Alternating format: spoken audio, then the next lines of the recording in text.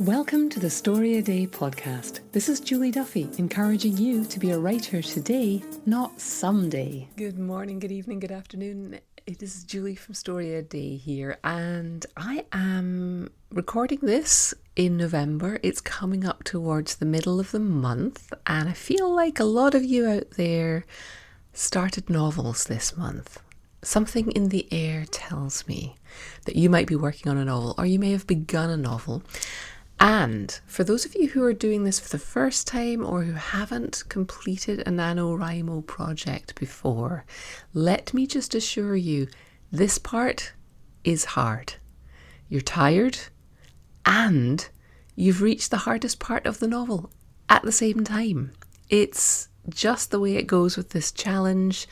Don't beat yourself up about it. Even when professional writers are writing books that aren't on this kind of deadline, this part is a difficult one. By now you've probably hit the 20,000, 25,000 word mark, and you're entering the territory of what many of us refer to as the muddy middle. So I wanted to talk to you about middles today, about finding your way out of the mire or through the mire, finding the path, finding your guide to get you through the dead marshes, however analogy you want to use. I'm also going to talk to you a little bit about the upcoming iWriter course from Story a Day, and I'm going to answer some of your questions. So all of that is coming. It's like I've got a real radio show with segments and everything. Anyway, first of all though, I really want to talk about middles because we all have to go through this if we want to get anything finished, and it doesn't have to be torture. It's never simple by definition, because what happens is that the opening of a story is relatively easy. Not the start. Sometimes beginning can be hard, but writing the setup is relatively easy because you're doing what Mary Robinette Cohol of the Writing Excuses podcast refers to as opening doors. You're just opening doors all over the place. Like you're wandering through a house and you're exploring a new house and I'll open this door and I'll open that door, and you're looking for something, so you're pulling open your drawers and you're yanking all your clothes out, and at some point you turn around and you realise there are scarves all over your bed. Every door in the house is open, and you keep banging your head on the kitchen cabinet doors. At some point, you have to turn around and say, okay, I need to start closing things. I need to start making decisions about where to start closing things. And it can feel really overwhelming. So this moment in the middle is where you sort of lift your head and go, oh, I've got to put all those scarves away. I've got to put them away in an orderly fashion so that I can find them again. I've got to close the doors. I've got to stop banging my head on the kitchen cabinets. So as you transition from the setup, the temptation is just to stay in the setup where all is possibility and you can just keep opening doors. But you do need at some point to move towards the middle, where you can make stuff happen. You can build towards what James Scott Bell calls the mirror moment in the middle of the story, where your character gets to reflect on everything that's come before and decide which path to take towards the climax. This is what this whole section from after the setup to the moment when they really have their all is lost point and have to really pull their socks up and make the final charge towards the end. This whole section is what the Save the Cat folks refer to as the fun and games part. Now, I applaud them for originally Blake Snyder, for choosing that term for this section, because as writers, and I think it's because he came from screenplays, as like on the page writers, we have a tendency to groan and say, oh, I'm in the muddle in the middle, it's so good. Snyder gave us a framework for thinking about this whole segment as fun and games, because this is where movie makers pull images from to create the trailers that will show the experience, the emotional journey of going through your story. So this is where you get to see angsty teenagers angsting, or you get to see Mel Gibson jumping off a roof of a huge building in the trailer for Lethal Weapon. This is where you can pull moments from this whole section to tell people about the journey they're going to go on in your book. Now, a trailer for a movie is just those highs, those fun moments, those high highs and low lows from the middle of the book, out of context. You see Mel Gibson jumping off of a building, you don't know why he's doing it, you don't really care when you're watching the trailer, but the storyteller has to, in the middle of the story, both set up that jump and come down from it and show the aftermath of it, and then build to the next high, the next scene that takes your character closer towards the end of the book.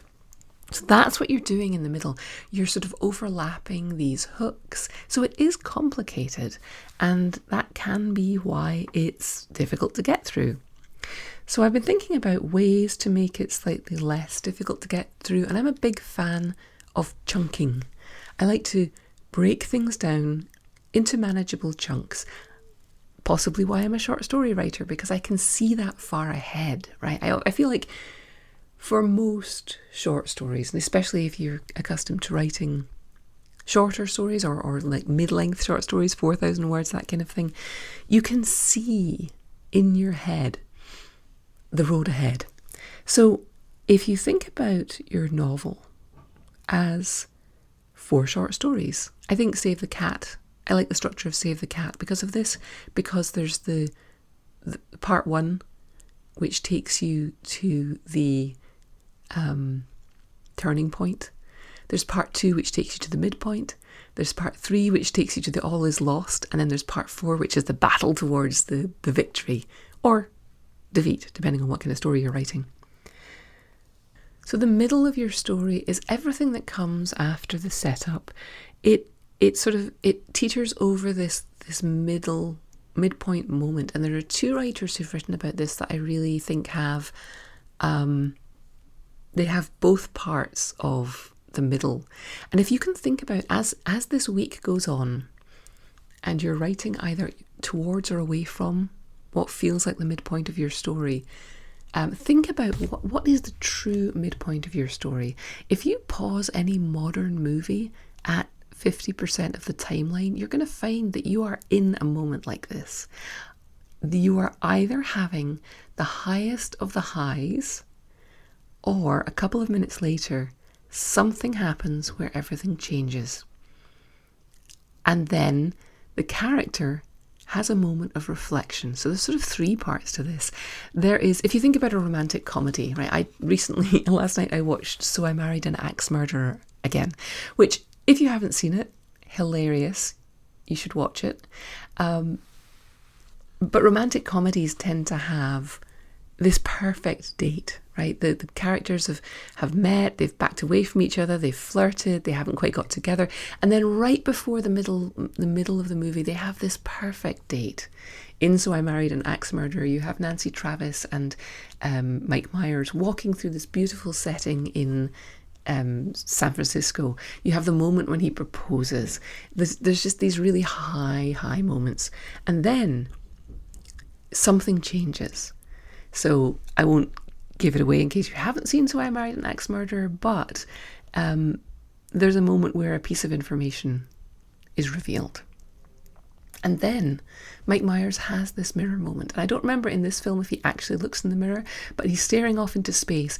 And this is the moment when your character says, oh, having discovered all of this, if your character is going to change, if this is a character journey, they have this moment where they say, oh, and you can let them literally look in a mirror and say, what do I do with this? Who have I become? And who will I become if I take the next step?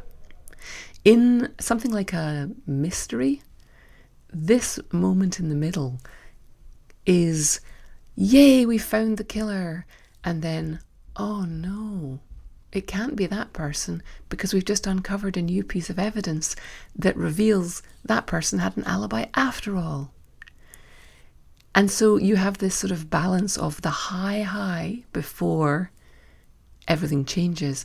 Then you have everything changes, and then you have this moment of reflection which lets both the characters and your readers catch up. So James Scott Bell is the one. He's got a book called Write Your Novel from the Middle, and he talks about this mirror moment, and it's quite funny because he paused a lot of movies and discovered it literally exists. So feel free to use that as, in your head, the moment that you're writing towards. Use the cliched mirror moment. You can change it later. But I think there's a book for romance writers by Gwen Hayes. It's a teeny tiny book, and it's great because it's teeny tiny, called Romancing the Beat. And she just talks about the stuff that needs to be in a romance novel, what romance readers expect. And she gives every section a sort of cheesy 80s theme track, soundtrack.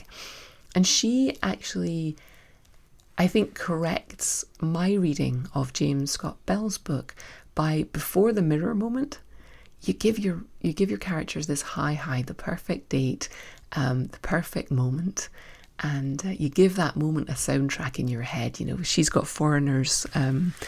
What's the one she chooses for this? Waiting for a Girl Like You, or Duran Duran's Save a Prayer. Something really big, with strings and drama, and you write your scene around that, and then either everything changes, or you discover that the killer couldn't have done it because of the new piece of evidence, or somebody throws a spanner in the works somewhere, and then you give your characters a moment of reflection.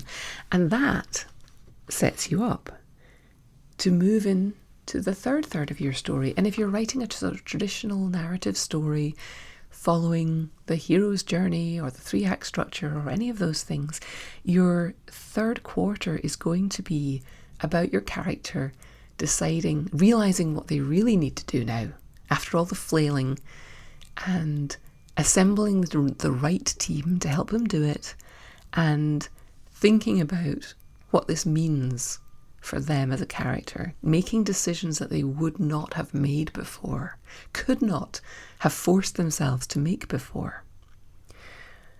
So that is why I think in the moment, the middle seems so daunting, because you see it all as the second act, where you have to handle all of this all at once.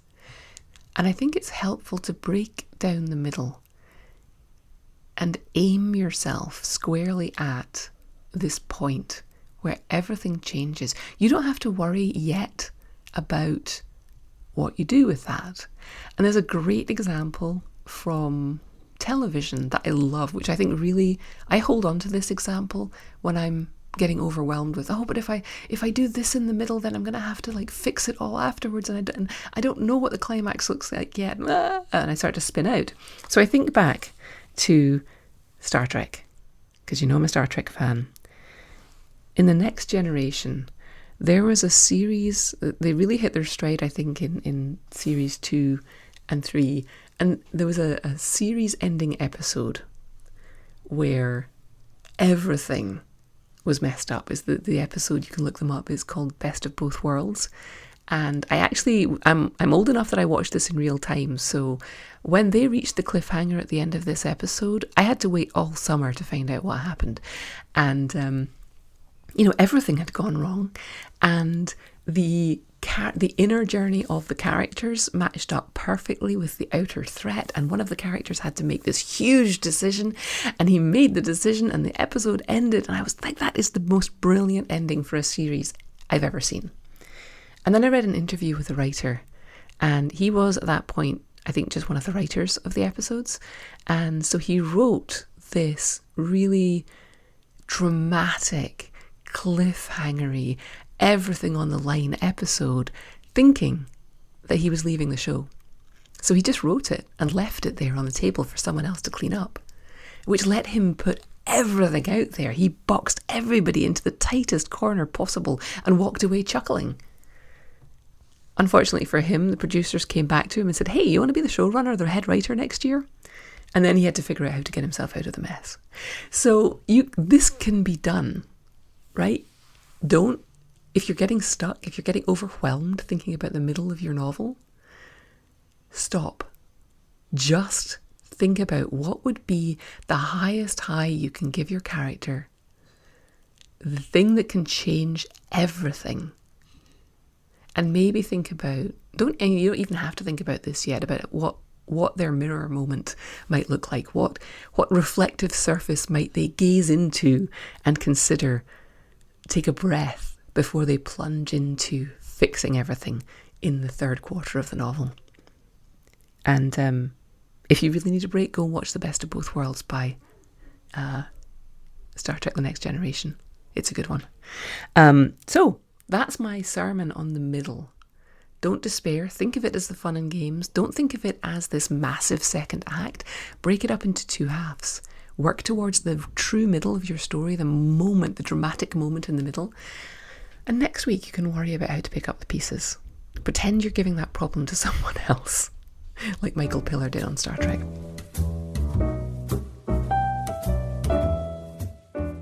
Hi, it's Julie. Are you frustrated with trying to do this writing thing alone and without a plan? The iWriter course is back to give you a great big kickstart in your writing practice. It's a course for people who are fed up of dabbling and who want to make some progress so that they feel confident saying, I am a writer. Come and find out how it feels to write and complete multiple short stories in the company of others who are on the same journey. The iWriter course is based in 10 years of writing short stories myself and working with other writers, pulling together all the best practices and building a model you can follow.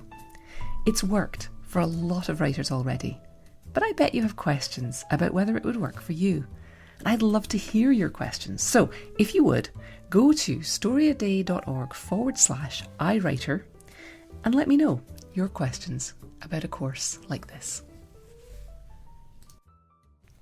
So this week I asked you how you were getting on and what you would like to ask me if we were able to go for coffee together. So I'm going to answer one of those questions now, and if you guys like this, I'll keep doing this at the end of the podcast in future. So I asked, how's it going in your writing life? And Jackie, I think, spoke for a lot of people and said, how can we get out of this funk, slump, dump, whatever you want to call it, get focused again and start writing again? I can't even seem to keep up a journal these days. Yeah, Jackie, I don't think you are alone. This has been a really difficult, distracting year with a lot of our normal supports and routines just wrenched away from us. So first of all, my advice would be to have some compassion for yourself. You've probably been doing that because if you haven't been able to keep up a journal, you've probably had to come to terms with the fact that, okay, things are weird. I'm not doing this just now. So you probably have some compassion for yourself. But what I can hear in your question is a little frustration. Like, okay, I've had my wallow and I'm ready to get out of it now. I'm ready to climb out of the mud bath and get back on the shore. And this hippopotamus is wallowing in the mud metaphor is going off the rails. So let me just say, good for you. Yes, you're absolutely right. You do need to get back to writing. And if journaling is where you start, that's fantastic. I will say that the same questions I'm about to ask apply whether you're thinking about journaling or writing something fictional. And if you start with journaling, where I always do, that's great. So the first question I think we need to ask ourselves is why? Why do you want to write? Why do you want to write this specific thing? Why do you want to write this in this journal today? Part of why I want to write in my journal every day is simply that I find it soothing. I've picked a notebook I like. I've got a pen I like. I find the act of scratching shapes across the page soothing. I also find getting my thoughts out of my head helpful, because then I can sort of dismiss them or I can arrange them. So why are you journaling? Are you journaling to make a list of things that you need to do?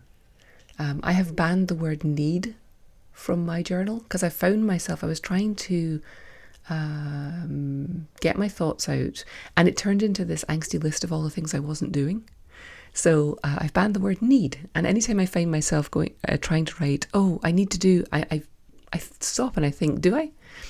And if I think I do need to do it, I write, I choose to record the podcast today.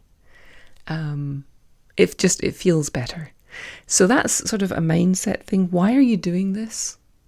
Why are you writing? What purpose does it serve? And you can think you can do that. You can run every project through that filter too. Like, I should be writing short stories. Should you? Which short stories should you be writing? Well, I've got this idea about kids in a castle. Okay, why do you want to write that? Why do you want to write that story? And why do you want to write that story now? And if you can answer those questions in a compelling way, like, I want to write a story and this is the best idea I have right now. Great. Hang on to that and don't question it again. Be like, all right, make the decision. I'm writing this story. What's the first step I need to take to write this story? I need to come up with some characters. Okay. So brainstorm on that a little bit. The other thing I would say practically is if you haven't been writing for a while and you're finding yourself in this funk, this slump, this dump, you're going to have to probably start small. So, don't expect to sit down and write 1,000 words a day if you haven't been doing it for a while. You can probably journal for 3 pages every day, follow Julia Cameron's artist way, stricture, and write 3 words a day. That can be very helpful in flexing your muscles to have a target like that. And sometimes you do end up writing, I don't know what to write today. So that's one way of going. Another way of going is saying, I'm just going to get to my desk every day. I'm going to have my journal on my desk. I'm going to put it there before I go to bed. I'm going to get up, and I'm not the person that normally says this, but I've been trying it and it works. I'm going to get up just a little bit earlier than I normally do to create space for myself. And I'm going to walk to my desk and I'm going to see my beautiful journal sitting there, or I'm going to have my laptop with the program I like to use to write my journal in. And it's going to be sitting there and it's going to be charged and it's going to be ready to go. My pen's going to be full. And I'm going to sit down at that desk and I'm going to have a nice cup of tea or whatever I have in the morning. And I'm going to open my journal and look at it. Even better, if you are journaling, have a journal prompt ready to go. Like the night before, think about, I was worrying about money today. So, okay, let me sit down and write out my worries about money this morning. Or let me sit down and write out the things I've done in the past to deal with money, or affirmations about money blocks, or whatever it is. Something that will put you at ease. So that's the next thing is whatever you decide to do, the first tiny win that you set yourself, and I'm big on tiny wins. You can find me talking in the archives of this podcast about that. Whatever you decide to do as your first step, commit to doing it every day for a week. Just a tiny thing, like sitting down at your desk. You don't have to beat yourself up if you don't do it every day, but building it into your routine is useful. And if you miss a day, it's not the end of the world. It's just data, right? It's just, I missed Wednesday. Well, of course I missed Wednesday. I go to yoga on Wednesday mornings, whatever it is. So make your goal tiny, but be consistent. And if I could time travel 10 years back in time and listen to myself saying this, I would not know who was talking. But 10 years of experience at this game have taught me that consistency and persistence add up. So give yourself 5, 10, 30, 60 minutes. No, start with 5 or 10 minutes a day, 15 minutes, where you're just going to sit, just you and a candle and a cup of tea, and you're going to close your door and you're going to tell everyone to leave you alone for 15 minutes. And you're going to open your beautiful journal and you're going to write down one thing. And it's going to be something beautiful, right? Something you saw yesterday that was beautiful, a thought, a line. And you can keep writing then for 15 minutes and then get up and walk away and just do that every day. And you will start to crave it again. Now, making it easy, making it routine is awesome. Focus and accountability are the other two things that I find incredibly powerful. So I talked about focus a little bit because I said close your door, tell everyone to leave you alone for 15 minutes, turn off, I didn't say this, but turn off your notifications on your, in fact, leave your phone in another room. There is some neuroscience and some behavioral science study that shows that Even if your phone's in your room with you, it draws your attention. Even if you can't see it, if it's in a drawer, you know it's there. It draws your attention and pulls your focus. So leave it in another room down the hall, set a timer for 15 minutes and just write. Give yourself a little focus and space. On the subject of focus, I would say this year has been this year. And there is nothing that's going to happen in the next 4 months, 5 months, that needs you to be up to date every minute of the day. If you give yourself half an hour to scroll through the newspaper headlines on your phone, and like big quality papers that are doing analysis, scroll through the headlines on your phone for half an hour in the evening after dinner, or whenever you feel strongest, and just keep yourself informed. There is nothing that you need to be camping out and watching. It's like when I'm in a plane, I feel like I have to watch out the window when we take off, like my will is somehow going to keep us in the air. No. And your intimate knowledge of every detail of current events is pretty much going to change nothing for the next few months, right? And I'm speaking as somebody who loves current affairs and loves to be up to date and loves to have all the goss. But once you start disconnecting from the doom scrolling, you notice, when you start adding it back in, which networks and which times of day and which types of messages make your day better and which just don't.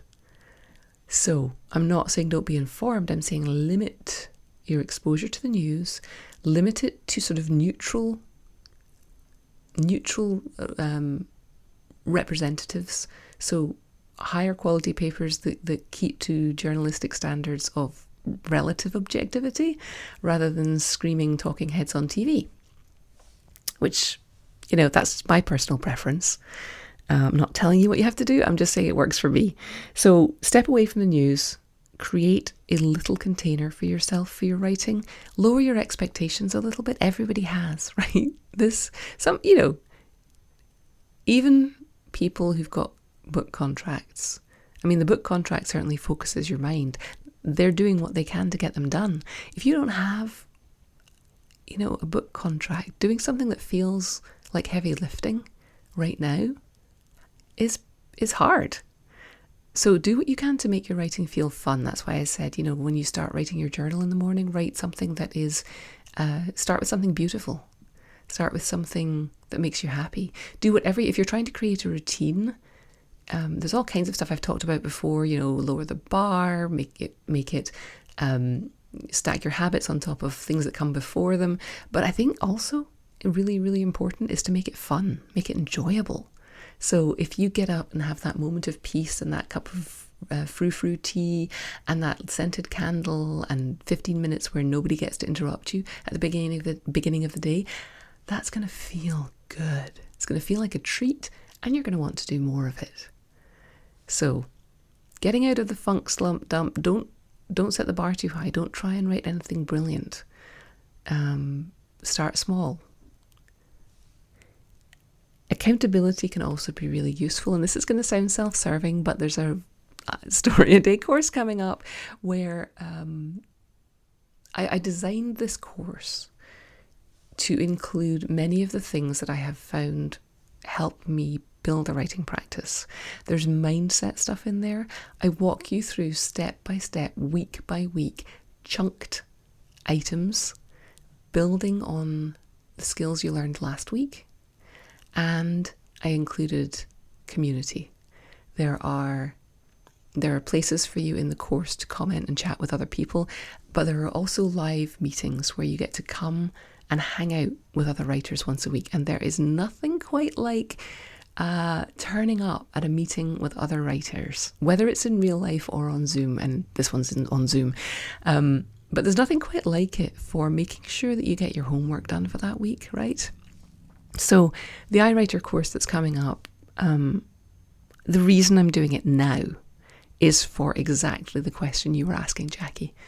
how can we get out of this funk? And I think it's going to be really important. It's going to be really empowering to get out of this funk before the end of the year. So I was going to wait until January. Actually, I was going to wait until February to run this course, till everyone had sort of like fallen off their New Year's resolution wagons. But I realised that coming out of, the American Thanksgiving holidays, coming out of the end of the NaNoWriMo push, there's going to be this month of December where we're all focused on how are we going to do the holidays this year. It's getting darker. Is 2021 going to be any better than 2020? And I just felt like December was going to be a bit of a void, and we were going to wait, and there's no reason for us to wait.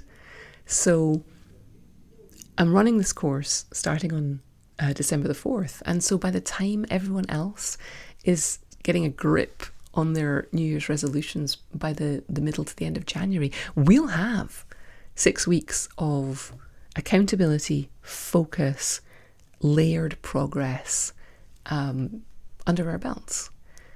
And I think that's really going to help us all to get a little head start and pull ourselves out of this funk, this dump, this slump, as Jackie put it, which I think is it just says it all. So a little bit self-serving, but keep your eyes open for the iWriter course, because it's actually not self-serving. I'm really here to serve you and to share with you the information that I've gleaned from myself and from hanging out with amazing writers over the last 10 years at Story a Day. Everyone in this community is so generous. I've been able to interview people who are at the top of their game, and I'm a sponge. I've saved all that stuff, and I've codified it and put it into manageable bite-sized pieces, and I'm going to lead you through it. So if that sounds interesting, stay tuned. But in the meantime, just do a little thing. Do it consistently. Make it fun. This is your life. You get to enjoy it. Hope that's helpful. Thanks for listening. Why not come over to the blog at storyaday.org and check out this week's writing prompts and articles. And in the meantime, have a great creative week, and of course, keep writing.